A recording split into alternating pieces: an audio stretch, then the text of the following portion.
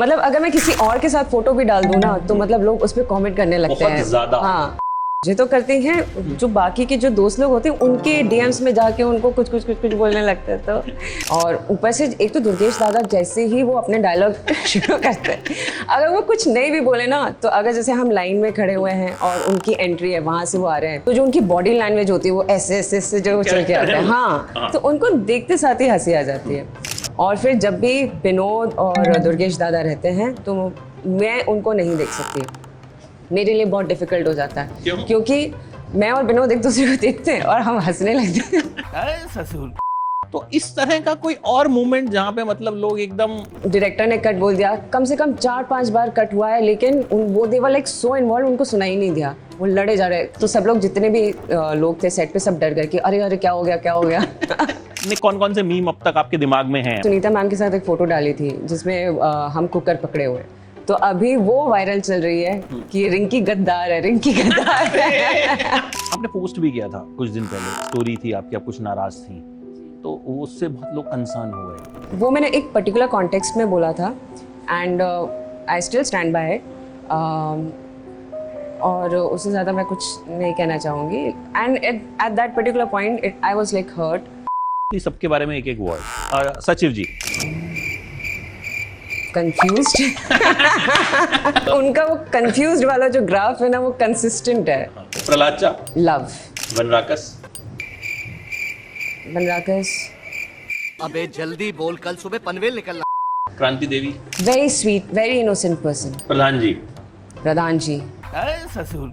Neena ma'am, Neena आपकी ma'am, mummy, um, Vinod, Vinod बाबा। वाह बाबा।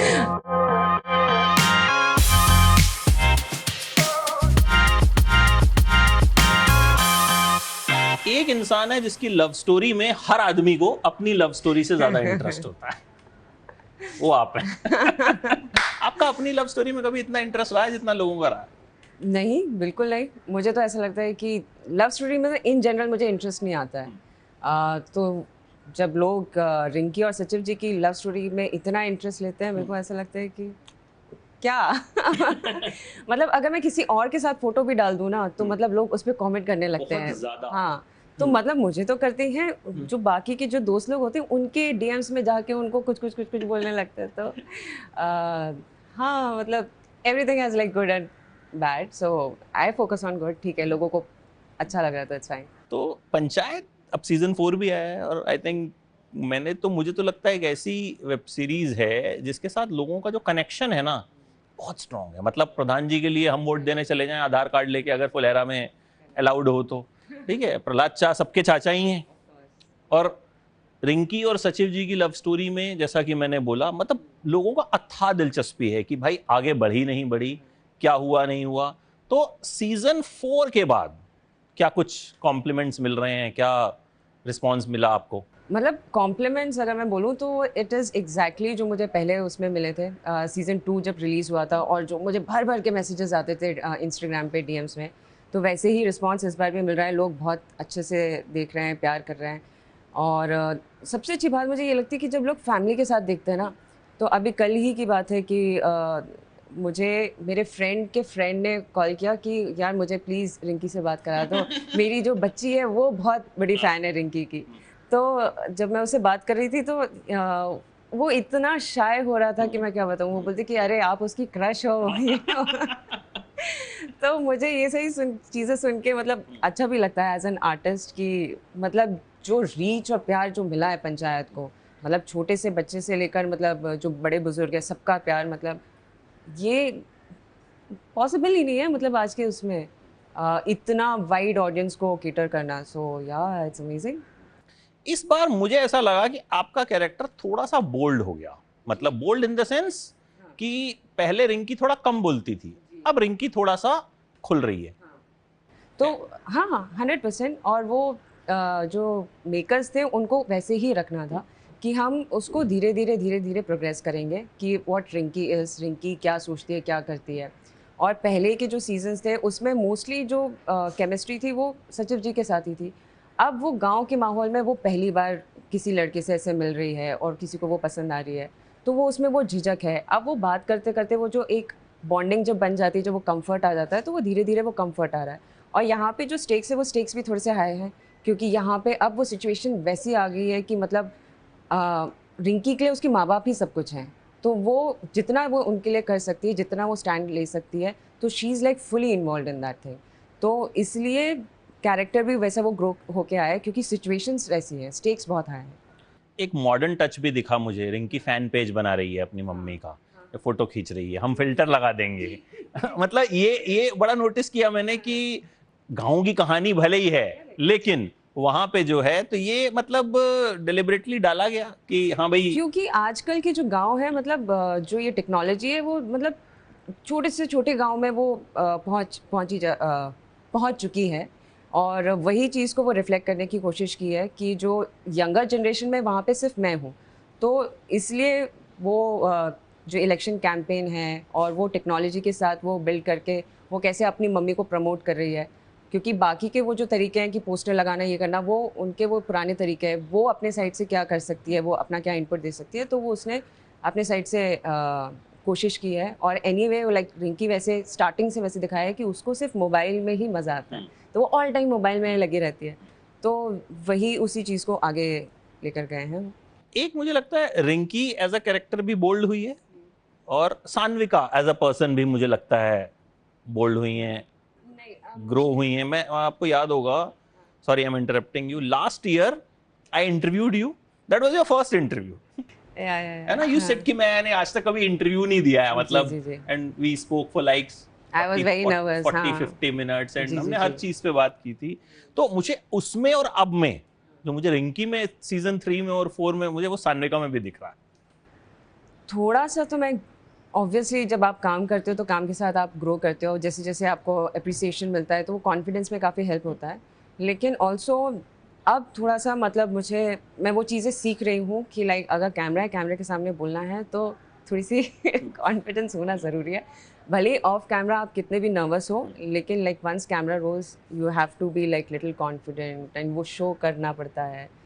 तो ग्रो भी हुआ है, और वो नर्वसनेस वो रहती है। आई थिंक मुझे नहीं लगता वो नर्वसनेस जो है वो मेरी कभी जाएगी। Like even on set, 4th season के सेट पे भी जैसे ही टेक शुरू होने के पहले I am always very nervous. In fact कई बार ये हो जाता है कि मैं टेक दे रही हूँ और मेरे दिमाग में ये चल रहा है कि ओ गॉड, ये मैंने लाइन ख़राब बोली है, ये अच्छी नहीं बोली है, ये सही चीज़ें मेरी चलती रहती है। और फिर कट्टू जब मैं वो देखती हूँ स्क्रीन पे, तो ऐसा कुछ समझ में नहीं आता है। तो ऐसा नहीं है कि मतलब मैं नर्वस नहीं होती हूँ, लेकिन वो नर्वस होना भी जरूरी है, आई थिंक, मतलब मुझे लगता है, लेकिन स्टिल जब हम ग्रो करते हैं, कॉन्फिडेंस अलग दिखता है, तो मुझे लगता है वो भी बहुत जरूरी है। अच्छा, इस बार की शूटिंग में कोई ऐसा किस्सा, कहानी हुई जो यादों में रहेगा? क्योंकि एक बड़ा अच्छा, मुझे लगता है आपस में सबकी बड़ी अच्छी बॉन्डिंग भी है, बड़ी तगड़ी बॉन्डिंग है, ठीक है। मेरी प्रहलाद चा, फैजल मलिक से भी बहुत बात हुई, तो वो ही बता रहे थे, कह रहे यार मतलब आपस में हम सब लोग एकदम फैमिली हैं। तो इस बार कोई किस्से हैं जो याद रहेंगे? किससे सर? मैं तो किसी सीन को लेके मुझे 2 सीन्स बहुत अच्छे लगे थे। पहला एक सीन था जिसमें टॉयलेट वाला वो रहता है, जहाँ पे दोनों ऑपोजिशन टीम्स हैं, तो वो हमें शूट करने में बहुत मज़ा आया था। अभी मैंने वो वाले एपिसोड्स देखे नहीं कि वो कैसे आए हैं, क्या है, लेकिन हमें शूट करने में बहुत मज़ा। हाँ, जो स्कूल का टॉयलेट था, क्योंकि उसमें इतने सारे लोग थे, उसमें वो कोरियोग्राफी वैसी थी कि लोग गिर रहे हैं, लड़ाई हो रही है, ये हो रही है, तो वो एक बहुत इंटरेस्टिंग इंसिडेंट था मेरे लिए। और ऊपर से एक तो दुर्गेश दादा जैसे ही वो अपने डायलॉग शुरू करते हैं, अगर वो कुछ नहीं भी बोले ना, तो अगर जैसे हम लाइन में खड़े हुए हैं और उनकी एंट्री है, वहाँ से वो आ रहे हैं सुनीता मैम के साथ, क्रांति देवी के साथ, तो जो उनकी बॉडी लैंग्वेज होती है वो ऐसे ऐसे जो चल के आते हैं, हाँ, तो उनको देखते साथ ही हंसी आ जाती है।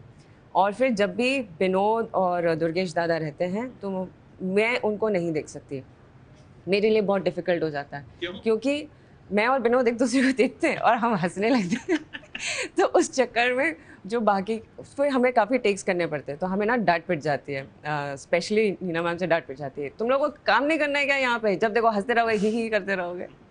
तो मतलब मैं भी उसको नहीं देखती हूँ, वो भी मुझे नहीं दिखता, हम लोग बस इन जनरल यहाँ अगर वो यहाँ पे खड़ा है तो मैं यहाँ देखूँगी, और वो भी कहीं बाकी के कैरेक्टर्स देखो, हम एक दूसरे को नहीं देखते, हमको हंसी आ जाती है। तो जब भी इनके सीन्स होते हैं फॉर मी, वो बहुत डिफिकल्ट हो जाते हैं just to look at them and like do. आपके लिए इस बार का सबसे इमोशनल सीन कौन सा था? इमोशनल सीन ओवरऑल पूरी सीरीज की बात करूँ तो रिंकी अपना के, भी और ओवरऑल भी। हाँ वो वाला सीन मुझे बहुत अच्छा लगा था जहाँ पे क्रांति देवी और खुशबू की जब लड़ाई होती है, और वो मतलब जब वो शूट भी हो रहा था ना, दोनों कैरेक्टर्स इतने ज़्यादा इन्वॉल्व हो गए थे, मतलब मैं स्पेशली, मेरा वो उस दिन पैकअप हो गया था, मैं स्पेशली वो गए, मैं मुझे वो सीन देखना था कि वो शूट कैसे हो रहा है। तो वो कट होने के बाद भी दे वर लाइक सो इन्वॉल्व कि मतलब उनकी लड़ाई चली रही है और वहाँ से सब कट कट कट और वो लड़े जा रहे। तो वो मेरे लिए बहुत अच्छा सीन था और बहुत अच्छे से परफॉर्म हुआ है वो वाला। मेरे पास उसका BTS भी रखा है, तो मैं सोच रही हूँ कभी डालूंगी, अभी 3-4 दिन के बाद मैं वो जब वो BTS। प्रहलाद चाप पे एलिगेशन लगाती है कि क्या नाम है कि और कुछ तो नहीं चल रहा है तुम्हारा इस पे, अच्छा कट होने के बाद भी लड़ रहे थे वो। हाँ, तो वो जो फर्स्ट कट था, तो अब डायरेक्टर ने कट बोल दिया, कम से कम 4-5 बार कट हुआ है, लेकिन वो दे वर लाइक सो इन्वॉल्व, उनको सुनाई नहीं दिया, वो लड़े जा रहे। तो सब लोग जितने भी लोग थे सेट पे सब डर गए कि अरे अरे क्या हो गया असली लड़ाई तो असली नहीं हो गई लड़ाई हो गई कहीं। वही। तो वो देखने में मुझे बहुत मजा आई थी। इम्प्रोवाइजेशन होता है इसका मतलब है। हाँ, ऑफ कोर्स थोड़ा बहुत स्कोप रहता है इम्प्रोवाइजेशन का। इट टोटली डिपेंड्स कि आप किस जोन में जा रहे हो।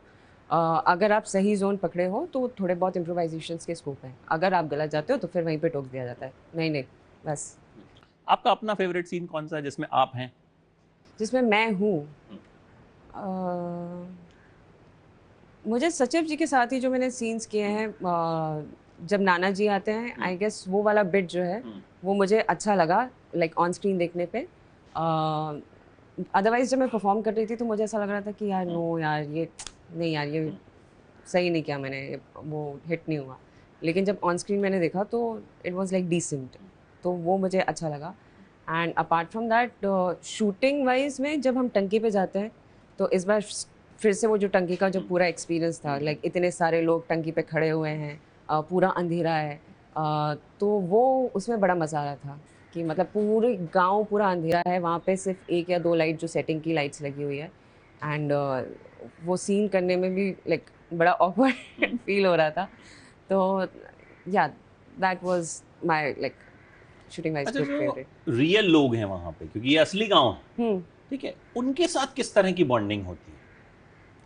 रियल लोगों से कनेक्शन मतलब बातचीत थोड़ी कम होती है, क्योंकि ऑल टाइम जब हम शूट करते हैं तो वहाँ पे लाइक बॉडीगार्ड्स वगैरह रहते हैं। हमारा जैसे ही ख़त्म होता है तो हमें वापस तुरंत भेज दिया जाता है, क्योंकि दूसरे शहर से, गांव से लोग आते हैं शूटिंग देखने के लिए, तो लोगों को हैंडल करना मुश्किल हो जाता है।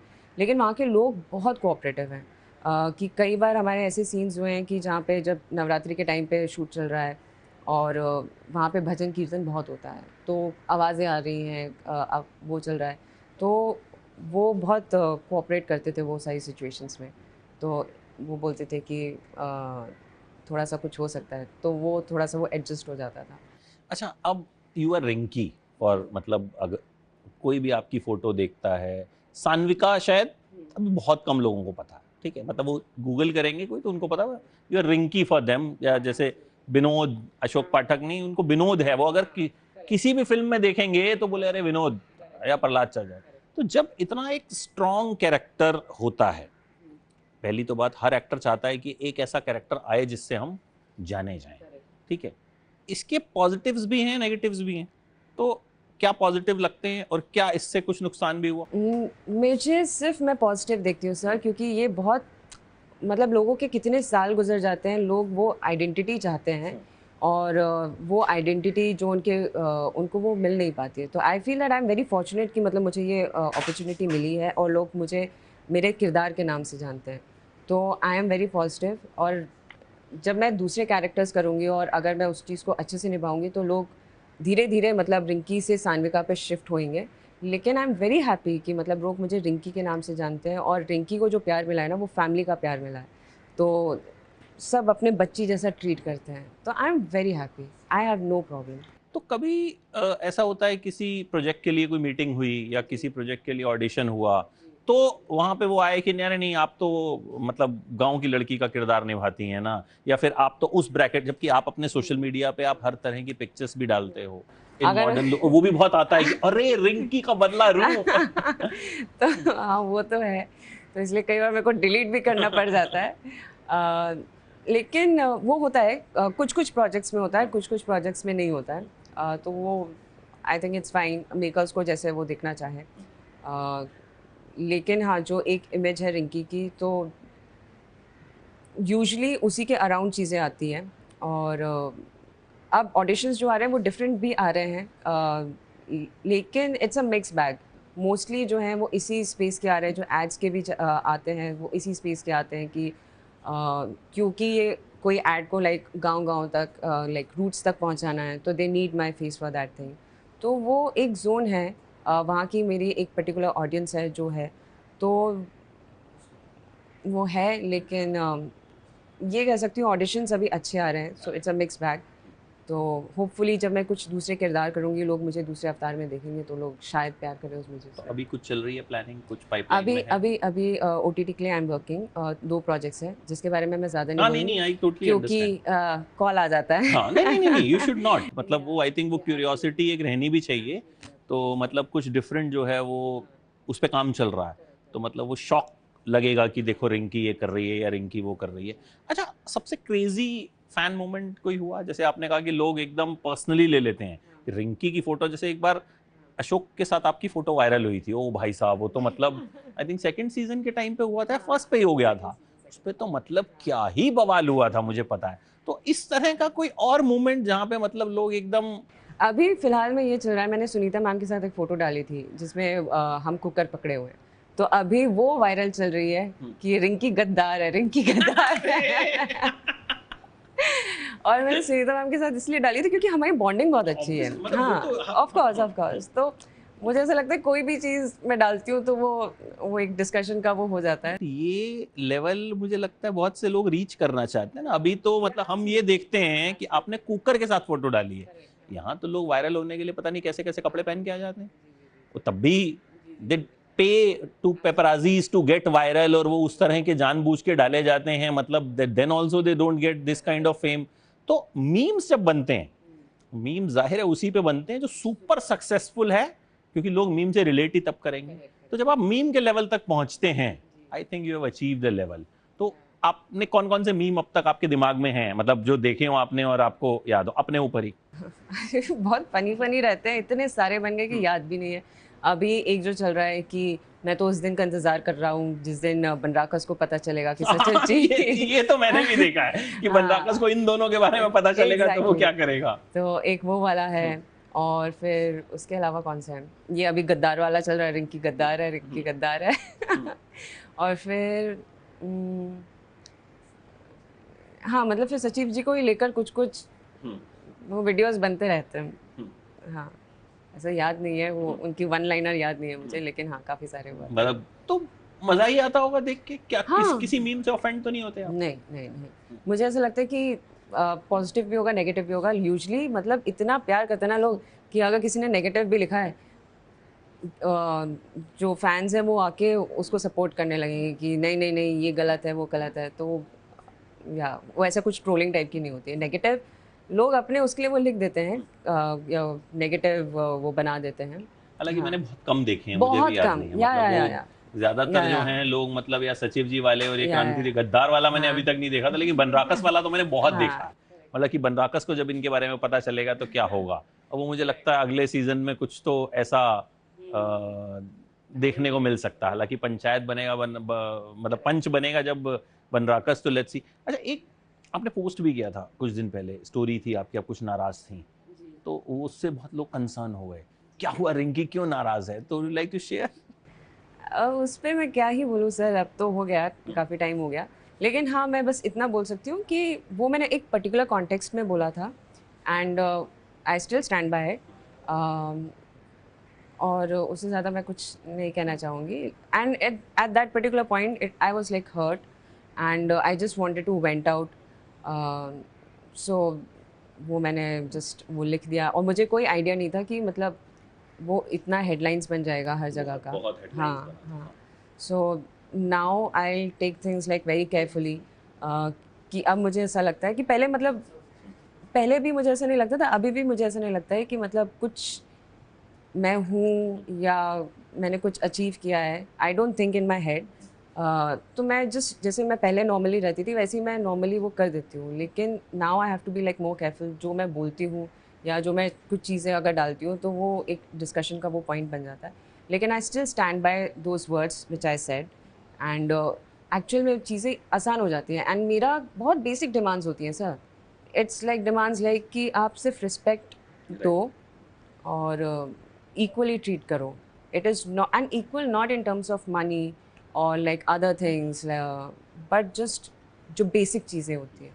सो these were like my basic demands. सिर्फ पंचायत के कॉन्टेक्स्ट में था या नहीं, अच्छा, अदर कॉन्टेक्स्ट। अदर कॉन्टेक्स्ट, क्योंकि आपने डाला उस टाइम पे जब पंचायत आ रहा था तो लोगों को कहीं ना कहीं लगा कि यार I think here you are very much right कि यार इक्वली। और ये प्रॉब्लम मैंने कई आर्टिस्ट्स के साथ देखी है, कई लोग बेचारे बोल देते हैं, कई शांत रहते हैं। मुझे भी बोला जाता है कि क्यों हर बार बोलना है। मैंने बोला कि मैं नहीं बोलती अगर उस लेवल तक चीज़ें नहीं बढ़ती शायद। तो मेरा वो सैचुरेशन आ गया था कि आई वाज जस्ट फ्रस्ट्रेटेड और I just went it out. अच्छा, सीजन 1 से अगर 4 तक की बात देखें, how much satisfied you are with the way your career is going? I am very much satisfied sir, honestly. मतलब यूजुअली लोग बहुत सालों तक मेहनत करते हैं और वो ये चीज़ अचीव करना चाहते हैं। मुझे शायद, मैं बस ये बोलती हूँ कि ये भगवान की देन है, भगवान ने ही सारी चीज़ें कर दी है। I don't take any credit कि मैंने मेहनत की है या कि ऑफ कोर्स मतलब मेहनत तो करना ही पड़ता है, लेकिन एक लक फैक्टर जो इस इंडस्ट्री में रिक्वायर्ड है, उस चीज़ के बिना एक पत्ता भी नहीं हिल पाता। तो I think I am very grateful. अच्छा, Panchayat was your first work, पहली सीरीज थी आपकी? उससे बड़ा पहले बड़ा काम मैं कह सकती हूँ कि ये मेरा पहला बड़ा काम था, लेकिन सीज़न 1 के टाइम पे वो एक लाइक वन डे रोल था। तो और मैं उसके पहले one day role, two day role ऐसे ही करती थी। कई कर मतलब चुके हाँ, एड्स किए थे, सीरियल्स में कभी यहाँ वहाँ मैंने किया था, तो शॉर्ट फिल्म्स कर ली, ये कर लिया। तो वो छोटा-मोटा काम मेरा चलता रहता था ताकि मेरा लाइक मंथली इनकम जो है वो लाइक फ्लो, वो इनकम का फ्लो बना रहे। मुझे ऐसा लगता था कि एट दैट पॉइंट मेरे लिए बॉम्बे में सर्वाइव करना इज़ मोर इम्पॉर्टेंट। तो अपने सिचुएशन के हिसाब से मैं चीज़ें मैनेज करती थी कि ओके इस महीने मतलब मुझे इतने पैसे चाहिए, ये चाहिए। तो बेसिक मिलता था वहाँ पे, लेकिन मेरा मंथली इनकम चलता रहता था। So that actually help me to survive in Bombay till the second season came. And how you got the first season? मैंने ऑडिशन दिया था सर, हमने जैसे लास्ट टाइम डिस्कस किया था। एड्स के ऑडिशंस मुझे बहुत आते थे कास्टिंग बेस से। हर दूसरे दिन मेरे को एड्स के ऑडिशंस आते थे, तो मैं जाती थी वहाँ पे एड्स का ऑडिशन देने। फिर मैं ज़ोमैटो के एड के लिए लाइन में खड़ी हुई थी। फिर वहाँ से अंदर से कृतार्थ आता है, कृतार्थ ने ऐसे ही जस्ट देखा और वो बोला कि एक ऑडिशन है, आप दोगे क्या? टीवीएफ का है, जीतू के साथ कॉन्वर्सेशन है। तो जब तक वो बोल रहा था, मैं अपने आप को, जैसे ही उसने बोला टीवीएफ का है, जीतू के साथ है, तो मैंने सेल्फ रिजेक्ट कर दिया था। माई मेन मोटिव वॉज कि कास्टिंग दे के डेटाबेस में जाना है। सो यूजुअली प्रोसेस क्या होता है कि एक बार आप डेटाबेस में चले जाते हो कोई भी कास्टिंग एजेंसी के, तो आपको कॉल्स जो हैं वो ज़्यादा आते हैं। तो मुझे जैसे उन्हीं के डिपार्टमेंट से एड्स के बहुत सारे कॉल्स आते थे, लेकिन जो बाकी के डिपार्टमेंट है जैसे कि ओटीटी या फिल्म्स, उसके लिए कभी कॉल नहीं आ पाता था। तो वो मेरा थॉट प्रोसेस था। तो मैंने जब ऑडिशन भी दिया तो मेरे दिमाग में कोई प्रेशर नहीं था कि मतलब मुझे सेलेक्ट होना है। यूजुअली दिमाग में आप प्रेशर तब ले लेते हो जब बहुत बड़ा प्रोजेक्ट आता है या कोई बड़ा प्रोडक्शन हाउस है और या कैरेक्टर बहुत अच्छा है, और जब आप बोलने लगते हो कि यार ये तो मुझे चाहिए, तो समहाउ आप अपने दिमाग में इतना प्रेशर बना लेते हो कि आपका ऑडिशन ख़राब चला जाता है। तो उस वक्त मैंने लाइक विदाउट एनी प्रेशर दिया था। और फिर ऑडिशन मेरा ठीक गया था एंड कट टू कुछ 15-20 दिन बाद मुझे कॉल आता है कि यू आर सिलेक्टेड। तो I didn't celebrate that thing. मैंने 5 मिनट के लिए मैं खुश हुई थी, फिर मैंने बोला नहीं नहीं नहीं, जब तक मैं शूट नहीं कर लेती तब तक आई डोंट वांट टू से थिंग। तो फिर शूट हो गया, फिर उसके बाद भी जब तक रिलीज़ नहीं हुआ मैंने किसी को कुछ नहीं बताया, मैंने सेलिब्रेट भी नहीं किया। तो उसके 4 दिन के बाद, रिलीज़ के 4 दिन के बाद जब लोगों ने मुझे कॉल किया, मेरे दोस्तों ने कॉल किया, तो फिर देन आई रियलाइज्ड कि okay it's a good thing. ऐसा। फिर तब भी ये नहीं सोचा था कि सेकंड सीजन में इतना बड़ा हो जाएगा? No sir. जस्ट कि यू जस्ट आपको डेटाबेस में आना था हाँ, एंड उसके लिए यू इनफैक्ट हर सीज़न के पहले मुझे ऐसा लगता है कि यार पता नहीं मैं कैसे करूँगी, और वो बस हो जाता है। तो सीज़न 2 के टाइम पे भी तो उस वक्त कोविड चल रहा था। खा सकते हैं हम साथ साथ। हाँ सर, आप खाइए ना पहले। मैं लेता सीज़न 2 के टाइम पे भी मैंने ये सोचा नहीं था कि I was very much stressed season 2 के टाइम पे कि नीना मैम के साथ मुझे काम करना है, मुझे रघुवीर सर के साथ काम करना है, कैसे करूँगी, और रिंकी का इतना बिल्डअप कर दिया है, मैं जस्टिफाई कर पाऊँगी कि नहीं कर पाऊँगी। बहुत बहुत ज़्यादा स्ट्रेस थी मैं। इनफैक्ट जो मैंने फर्स्ट दिन मेरा और जीतू का जो चाय वाला सीन था वो किया था, एंड मुझे कोई फीडबैक नहीं मिल रहा है। मतलब हम दोनों ऐसे बैठे हुए हैं, हम अपना सीन कर रहे हैं, दीपक सर आके जीतू को फीडबैक दे रहे हैं, जीतू ये अच्छा जा रहा है, ये लाइन को ना तू ऐसे ले वैसे ले। मुझे कोई फीडबैक ही नहीं मिल रहा, तो मैं डिसअपॉइंट हो गई थी अपने आप से। तो फिर मैं वापस जब बॉम्बे आई थी, फिर मैंने सोचा कि नहीं यार, ये तो मेरे लिए नहीं है, मैं नहीं कर पाऊँगी। So I had like lot of things in my head कि नहीं हो पाएगा, नहीं हो पाएगा। फिर सिंस वो सीज़न को कंप्लीट करना ही था, of course you are always under contract, तो फिर मैं आई कंप्लीटेड इट। और फिर उसके बाद भी जब रिलीज़ होने वाला था तो आई वॉज वेरी एंशियस, क्या होगा क्या होगा क्या होगा। मैंने नहीं एक्सपेक्ट किया था, मुझे ऐसा लगा था कि मतलब मैं साइडलाइन हो जाऊंगी, लोग मुझे नहीं पसंद करेंगे, लोग मुझे क्रिटिसाइज़ करेंगे। एंड जब वो रिलीज़ हुआ 2 दिन के बाद जो मैसेजेस आने शुरू हुए, और वो नेशनल क्रश वाला वो जो वेव बन गया था, मैंने बोला ये क्या हो रहा है। I never expected such things, it is all luck that is happening after second season.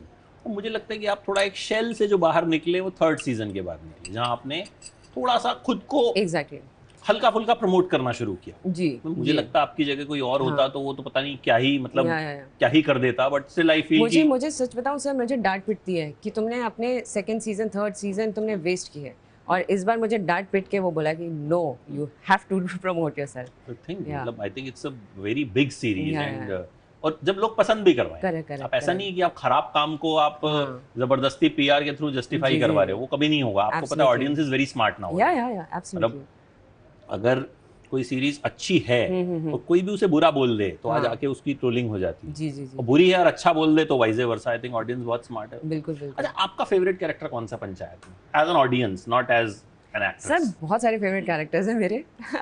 Prahlad चा का जो आर्क है, लाइक सीजन 1 से 2 से और अभी वो जो आगे होने वाला है, I think that arc is beautiful, और सर ने बहुत प्यारा परफॉर्म किया है।